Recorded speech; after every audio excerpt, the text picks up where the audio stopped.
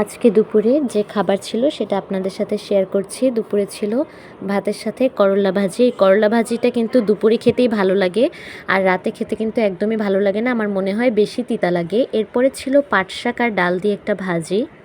পাট শাক আর ডাল দিয়ে এরকম ভুনা ভুনা করে রান্না করলে কিন্তু অনেক মজা লাগে।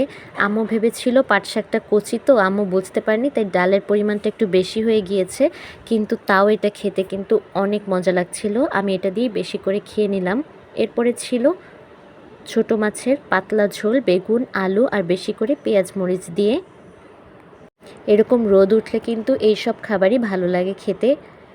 এরপরে ছিল রুই মাছ ভুনা।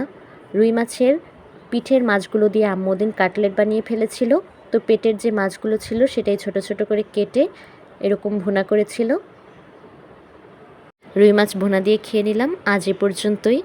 দেখা হবে পরবর্তী কোনো ভিডিওতে। যারা নতুন, সাবস্ক্রাইব আর ফলো দিয়ে পাশেই থাকবেন। ধন্যবাদ সবাইকে।